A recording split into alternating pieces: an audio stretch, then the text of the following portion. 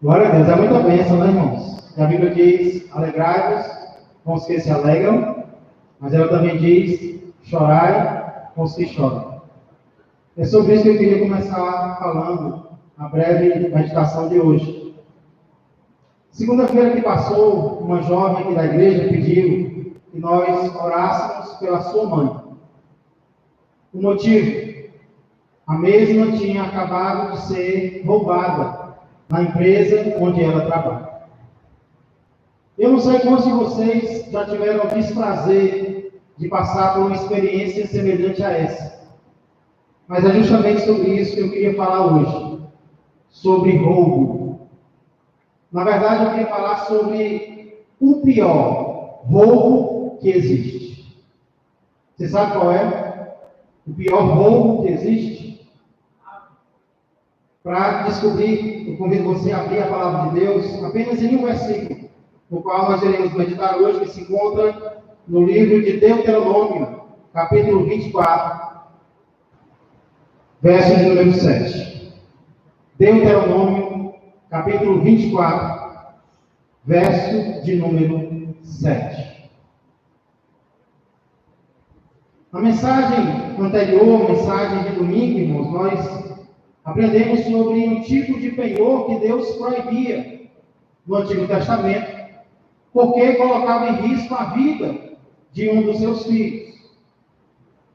E o texto do qual nós vamos meditar hoje, ele continua mostrando uma situação que põe em risco a vida de outra pessoa. Vamos ler, então, o verso de número 7, e depois convido você a orar. Deuteronômio, capítulo 24, verso de número 7, diz assim: Se achar alguém que, tendo roubado um dentre os seus irmãos, dos filhos de Israel, o trata como escravo ou o vende, esse ladrão morrerá. Obrigado, Fernando. Assim eliminarás o mal do meio de ti. Vamos lá. Santo Deus e amado Pai, a Tua palavra é maravilhosa, Senhor, para todos nós. Nós cremos que nela o Senhor pôs os princípios principais, Senhor, através dos quais o Senhor quer que vivamos nesta terra. Eu agradeço pelo que acabamos de ler e peço que daqui deste versículo, Pai, nós possamos estar em missões para as nossas vidas. É o que eu peço e agradeço em nome de Jesus Cristo. Amém e amém. Glória a Deus. Irmãos, esse verso ele se divide claramente em crime e castigo. Esses são os dois pontos nos quais nós vamos meditar hoje. Aqui fala de um crime e depois fala do castigo que esse crime merece. Vamos tentar entender cada um desses dois pontos e que lições nós podemos tirar sobre eles para as nossas vidas. Em primeiro lugar, o crime é o assunto do início do versículo, o qual diz que se achar alguém que, tendo roubado um dentre os seus irmãos, dos filhos de Israel, o trata como escravo ou o vende, como eu disse no início, esse verso fala sobre roubo. Porém, não é sobre um roubo comum. Não é sobre o roubo de objetos. Não é sobre o furto de coisas. Na verdade, esse texto trata sobre o roubo de pessoas. Ou, como diz no original, o roubo da alma, da vida da pessoa. É sobre isso que esse verso trata. Hoje, se costuma chamar esse tipo de roubo como tráfico de seres humanos ou tráfico de pessoas. Creio que vocês sabem que existem vários tipos de tráfico. Ilícitos, claro. Existe o tráfico de drogas, existe o tráfico de animais, existe o tráfico de órgãos, e existe o pior de todos os tráficos, que é o tráfico de pessoas, é o tráfico de seres humanos, é o tráfico humano. E é sobre isso que esse versículo fala, tráfico de pessoas. Também chamado de tráfico humano, irmãos. O tráfico de pessoas é o terceiro negócio ilícito mais lucrativo do mundo. Eu fiquei espantado com isso. O tráfico de pessoas só perde em lucro para o tráfico de drogas e para o tráfico de armas. Depois de droga e de arma, o que mais se trafica com vistas a dar lucro é o tráfico de seres humanos.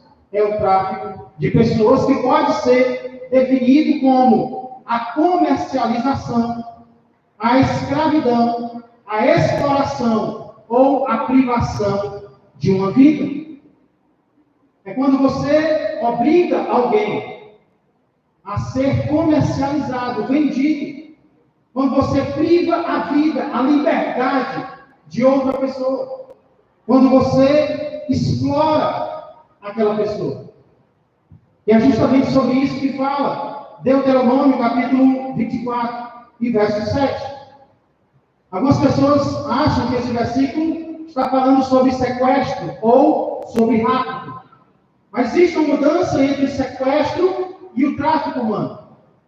Normalmente o sequestrador, ele rapta uma pessoa com o objetivo de devolver aquela pessoa mediante o pagamento. Não é assim?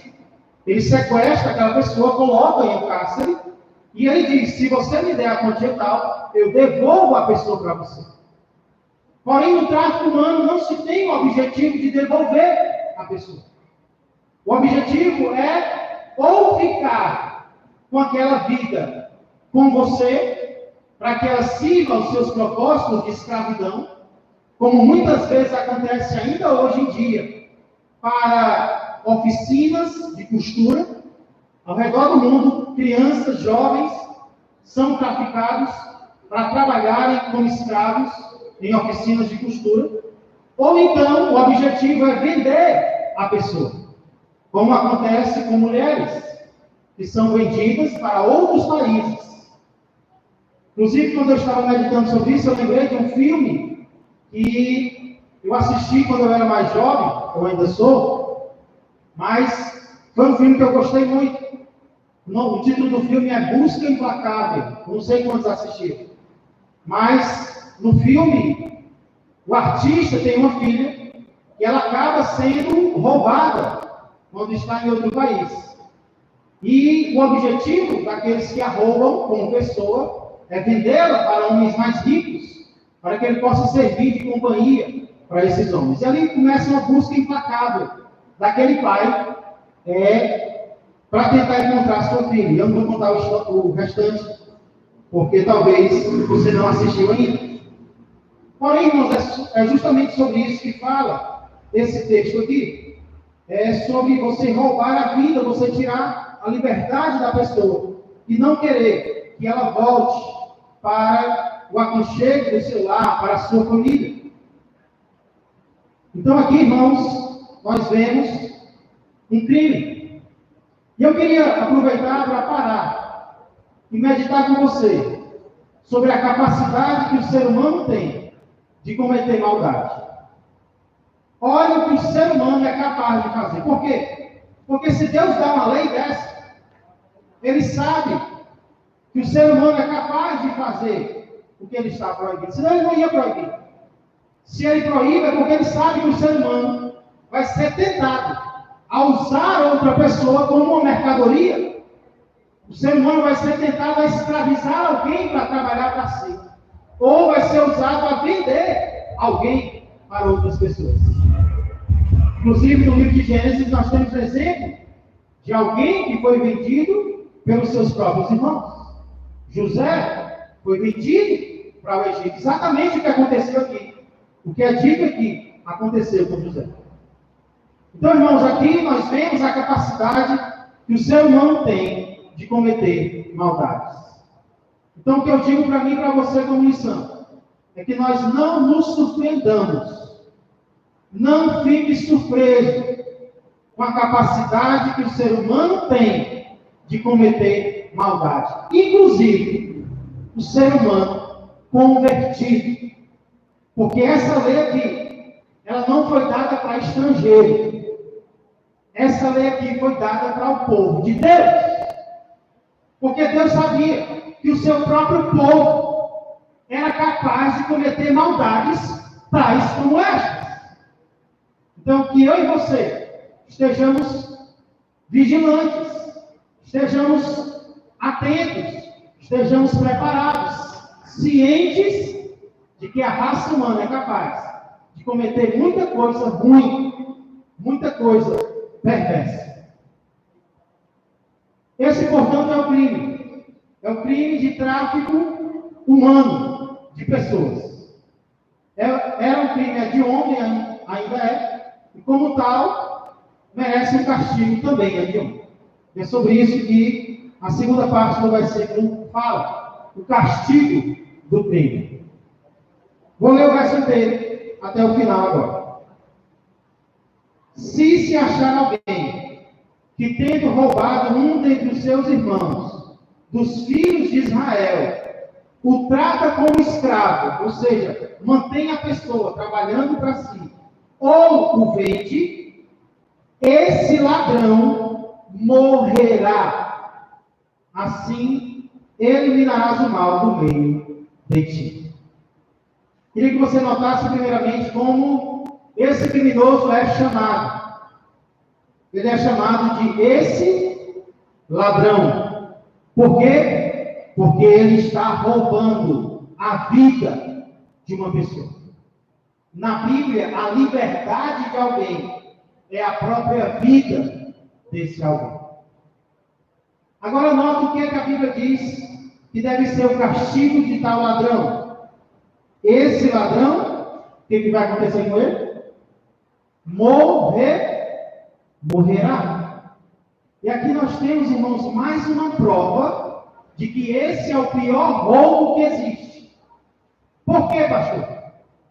Porque nenhum outro roubo na lei de Moisés era punido com a morte. Nenhum outro roubo na lei de Deus era punido com a morte. Vem comigo para o exemplo que se encontra no segundo livro da Bíblia, o livro de Êxodo, capítulo de número 22. Êxodo, capítulo 22, verso 1.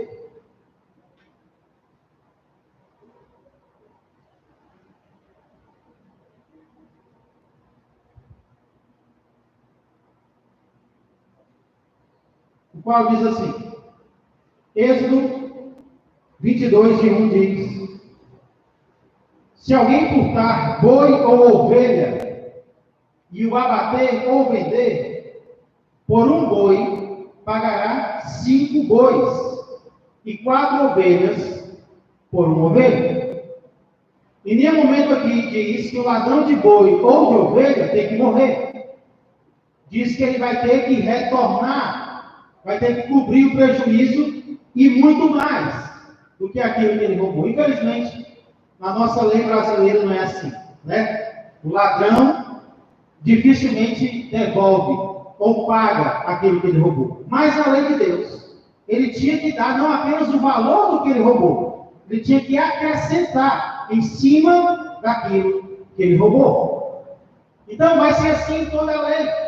Se roubar um animal, se roubar um objeto, você vai ter que devolver o animal ou o objeto e pagar algo por aquilo. Porém, quando se fala de roubar uma pessoa, o castigo não é pagar financeiramente. O castigo é a morte. Irmãos, isso aqui é o contrário do que as leis ao redor de Israel faziam.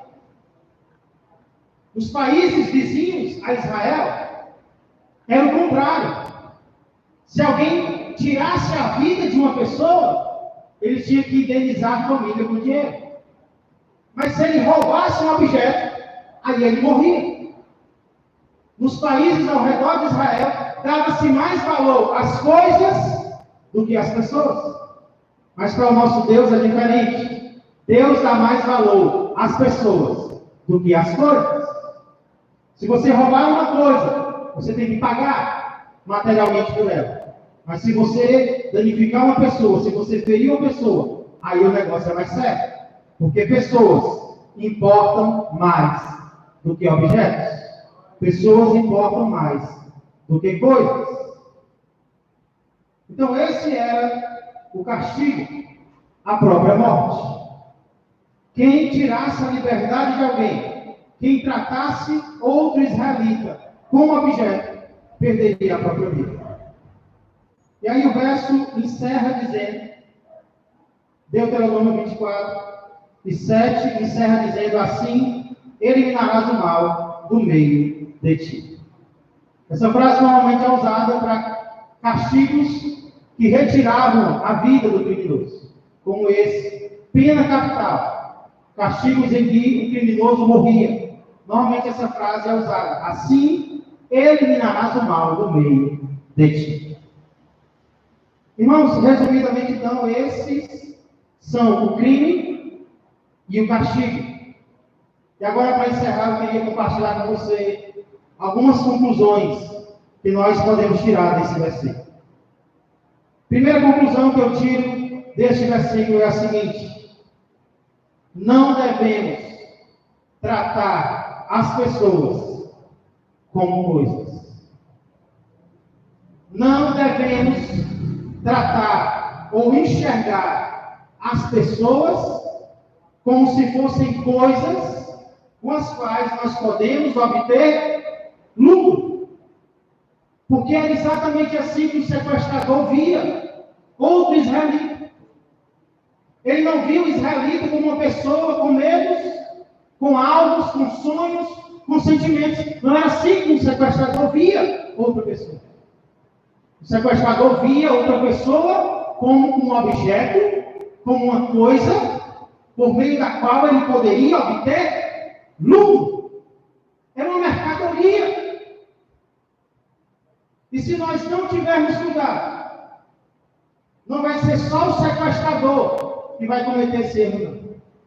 Nós também vamos cometer o erro de tratar as pessoas como se elas fossem coisas.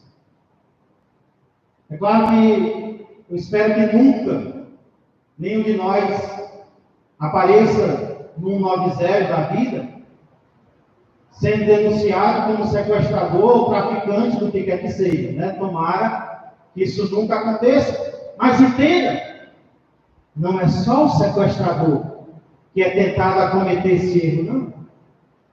Nós também somos tentados a enxergar pessoas como se fossem coisas. Sabia que até com Deus nós podemos cometer esse erro? Sabia que nós podemos olhar para Deus como um meio para alcançarmos os nossos alvos? Sabia que nós podemos olhar para Deus como uma máquina de refrigerante? Como assim, pastor? Olhar para Deus como uma máquina de refrigerante? Se nós não tivermos cuidado, nós vamos olhar para Deus como aquele que tem algo que nós queremos. E para conseguir o que queremos de Deus, nós damos algo para Ele. Mas nós não damos algo para Deus porque nós amamos a Deus. Nós damos algo para Deus porque nós queremos que Ele nos dê aquilo que nós almejamos. Mesmo que faça mal para a gente, nós queremos que Deus nos dê. Se nós não tivermos cuidado, irmãos, é assim que nós vamos tratar Deus.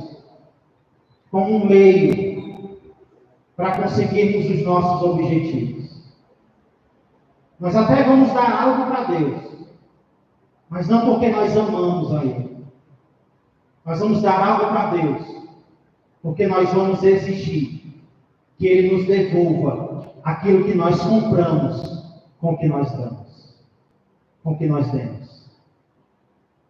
E não importa se vai fazer mal ou bem para nós queremos que Deus dê, porque nós adoramos a Ele, porque nós damos o dízimo, porque nós comparecemos à casa de Deus, nós apertamos o botão e queremos que Deus nos dê algo. E sabe o que é pior? Quando Deus dá, não nos interessa mais ficar perto dele. Nós nos afastamos. Até o momento que queremos outra coisa de Deus. Essa é a maneira de ver Deus como um meio para conseguir os nossos alvos. Mas hoje eu quero convidar você a fazer o contrário disso. Eu quero convidar você a olhar para Deus não como um meio para alcançar os teus fins, mas como o alvo maior de tudo na minha vida e na tua vida.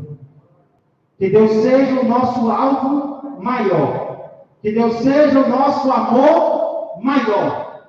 Como nós cantamos hoje, como os salmistas diziam. O salmista fazia muito pedido para Deus, mas o salmista sempre dizia que o que ele mais queria não era o que Deus dava, era o próprio Deus. Não era a bênção que Deus concedia, era o abençoador.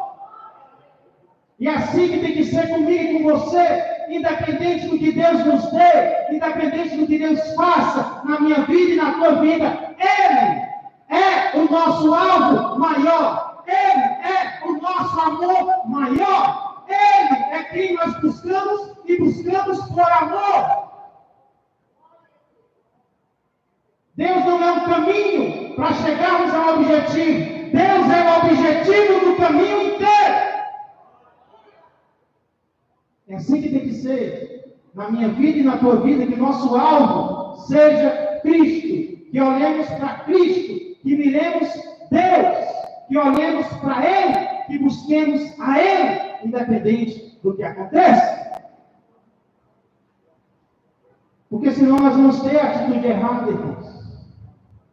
Nós vamos tratar Deus como uma mercadoria, como uma coisa que pode satisfazer os nossos desejos, quando nós fomos criados para trazer alegria para Ele.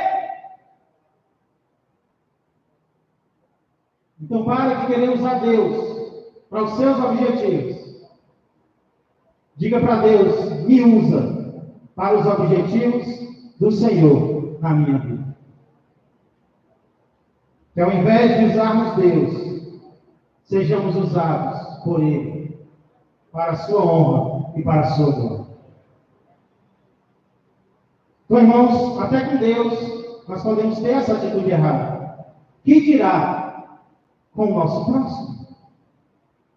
Nós podemos, irmãos, é tão fácil cedermos à tentação de tratarmos as pessoas como coisas, como meios para nos darmos bem na vida, para termos lucro, para termos sucesso, para termos fama, para termos prazer. Se nós não tivermos cuidado, nós vamos cometer esse erro, o mesmo erro do sequestrador. Só que a gente não vai passar no jornal. Pelo menos não no Jornal da Terra. Nós seremos envergonhados no telão do céu. Então eu queria falar aqui de algo muito íntimo. Isso aqui é a terra que ninguém anda, a não ser Deus. A forma como você enxerga os outros, como você trata os outros, no teu coração, ninguém sabe. Mas Deus sabe. Como é que você olha para as pessoas com quem você lida no dia a dia? Se você olha para essas pessoas como algo, ou se você olha para essas pessoas como uma ferramenta para alcançar um alvo na tua vida. Irmãos, a Bíblia conta a história de um filho do rei que em determinado momento decidiu ficar parado no caminho para o palácio. E sabe o que ele fazia ali? Ele parava as pessoas que estavam indo para o palácio falar com o rei. Ele era filho do rei. E ele perguntava, de onde você é? Qual é o teu problema? Qual é a tua situação? E quando a pessoa falava, abria o coração e dizia, olha, esse teu problema é sério. Ah, se tivesse alguém para te ajudar. Ah, se eu pudesse te ajudar. Irmãos, quem via, achava que esse filho do rei estava interessado nas pessoas. quando na verdade o objetivo dele, sabe qual era? Era tão somente se vingar do seu pai. O que eu acho interessante é como a Bíblia chama o que ele estava fazendo. A Bíblia diz que ele furtava o coração dos filhos de Israel. Ele roubava. Ele não conquistava, sinceramente. Ele roubava o coração dos filhos de Israel. O nome desse jeito era Absalão. O jovem que conspirou contra o seu próprio pai, tomou dele e acabou morto como castigo por Deus. Sabe, a Bíblia conta essa história. E talvez a gente ache que ela não pode acontecer nos dias de hoje. Mas até no meio religioso isso pode acontecer. Deixa eu dar um exemplo. O que você acha de um pastor que inicia um trabalho e depois de alguns anos ele pega as cadeiras, os instrumentos, os móveis do templo e vende para outro pastor? O que você acha disso? Eu acho normal. Eu acho normal. Vender cadeira é normal. Vender ventilador é normal. Algo aconteceu, quer ir para outro lugar, vende. Mas o que você acha de um pastor, depois de alguns anos de ministério, uma igreja estabelecida, vende não apenas as cadeiras, os ventiladores, mas as pessoas que congregam na igreja? Pastor, que absurdo! Pois isso acontece nos dias de hoje. Pastores estão vendendo igrejas inteiras. Sabe por quê? Porque consideram pessoas como se fossem coisas. E se nós não tivermos cuidado, nós vamos fazer isso também. Mas eu quero fazer outro convite para você. Se nós já consideramos Deus o nosso alvo maior, o nosso primeiro amor, que nos esforcemos para enxergar o próximo como o nosso segundo alvo, o nosso segundo amor. Que possamos olhar para as pessoas não como um meio para conseguirmos algo, mas como o próprio alvo do nosso amor. Que valorizemos as pessoas não como objetos, mas como vidas. Vidas que precisam ser alcançadas. Essa é a primeira lição, conclusão que eu tive. Não devemos enxergar as pessoas como coisas. Para concluir, segunda conclusão que eu tive aqui é que alguns erros levam à morte. Eu sei que vocês sabem que, espiritualmente falando, todo pecado gera morte. É por isso que às vezes o crente está desanimado e não sabe por quê. Às vezes o crente está morto espiritualmente e não entende por quê. Olha ao redor para ver a razão. Quando a Bíblia diz que o salário do pecado é a morte, o crente morre espiritualmente por causa das suas próprias decisões. Espiritualmente falando, claro, todo pecado leva à morte espiritual. Porém, irmãos, existem erros que não apenas levam à morte espiritual, mas também levam à morte física. Existem pecados que levam à morte. O irmão citou aqui isso durante o testemunho. E era o caso, por exemplo, do tráfico humano. Quem traficasse outro israelita não tinha perdão.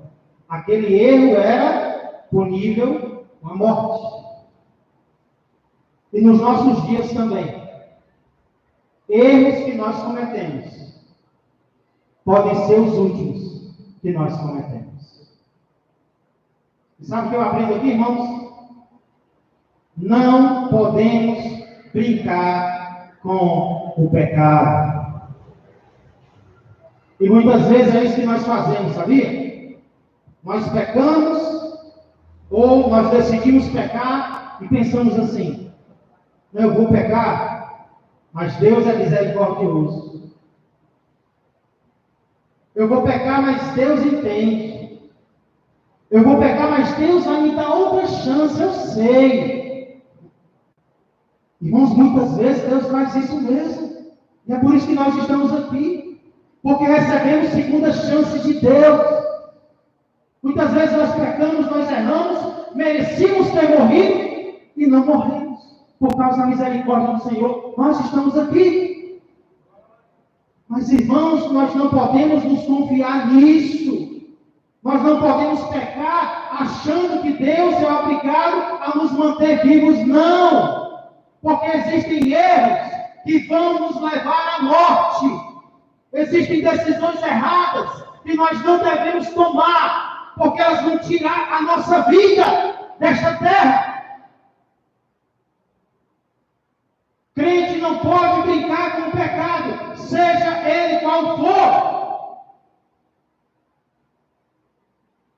Porque um pecado pode levar à morte. Um pecado que se pratica, planejando praticar outros, pode ser o último da existência de uma pessoa. Mas sabe qual é a boa notícia, irmãos? A boa notícia que eu vejo aqui nesse texto é que existe um Deus que não tem prazer na minha morte e na tua morte. Eu sei que essa é a ideia que muitos têm de Deus, né? Deus tem prazer na morte do ímpio. Deus tem prazer na morte do pecador. Como Deus ia ter prazer na morte do pecador se Ele enviou seu Filho para morrer pelos pecadores? Não, Deus não tem prazer na morte de pecador nenhum. E a prova disso foi o Filho dele, que Ele enviou para morrer justamente no lugar de pecadores. Deus não quer a morte de pecadores, é por isso que Ele avisa. É por isso que Ele avisa que o pecado vai levar à morte. É para nos impedir de pecar. É para nos impedir de cometer aquilo que vai nos matar. Talvez seja isso que Ele está fazendo essa noite.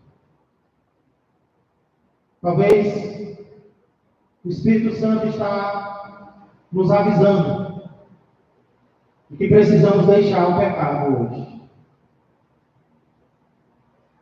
Porque ainda estamos vivos. Porque ainda temos oportunidade. Talvez você estava praticando um pecado semelhante a esse, de tratar pessoas de forma egoísta. Ou talvez o Espírito Santo trouxe à tua consciência outro pecado que você tem praticado confortavelmente. E Ele está dizendo para você: cesse a desobediência hoje.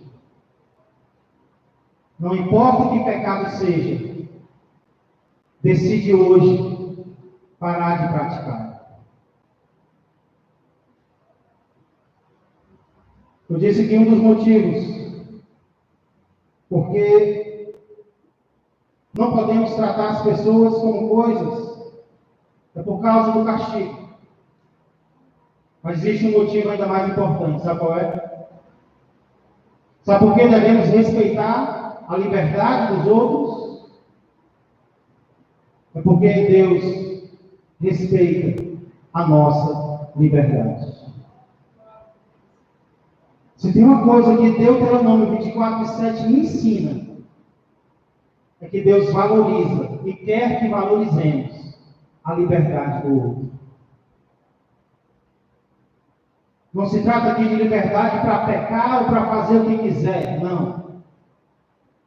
Mas a liberdade de não ser forçado a fazer o que nós queremos. Isso nem Deus faz. Deus bate na porta. Deus convida. Deus estende a mão. Deus abre os braços. Mas porque Ele nos ama, Ele nunca vai nos obrigar. E esse deve ser o motivo, porque nós também vamos amar a Ele. É porque Ele nos deixou livre para escolher, que nós vamos escolher. Livremente e por amor.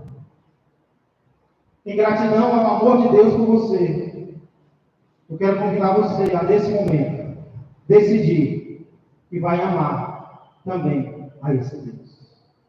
Livremente. Livremente. Curva a sua cabeça. Eu não sei o que você precisa falar com Deus, mas aproveite esse momento para fazer isso. Se for preciso pedir perdão, peça. Por um entendimento errado que você estava tendo sobre Ele. Talvez por achá-lo não como algo, não como um amor maior. Mas hoje você entendeu o que Ele é. E é isso que você decide que Ele seja no teu coração hoje. O teu amor supremo. O teu alvo sem comparação. Deus vai ficar muito feliz se nós o enxergarmos assim, se nós o virmos assim. E como consequência disso, nós podemos tomar a decisão de ver as pessoas como Deus nos vê. Não como estradas para nos darmos bem. Não importa em que relacionamento você esteja pensando, mas que possamos ver as pessoas como Deus as vê, como pessoas valiosas em sua presença. Peça que Deus te use para ser uma bênção na vida dos outros. Seu Deus e amado Pai, quero agradecer, Senhor, mais uma vez pela Tua santa palavra. Agradecer, Senhor, por esta lei registrada aqui em Deuteronômio 24, capítulo 7, que proibia, Senhor, o roubo de outro ser humano. Algo proibido por Ti. Algo condenado pelo Senhor. Pai, repreende o tráfico humano neste planeta Terra.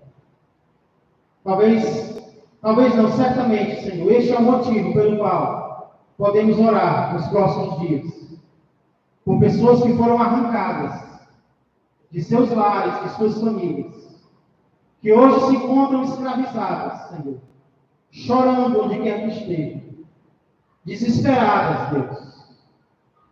Nós podemos orar por estas pessoas. Nós podemos orar pelas autoridades, Senhor, que as encontrem e que as devolvam ao local de onde elas saíram.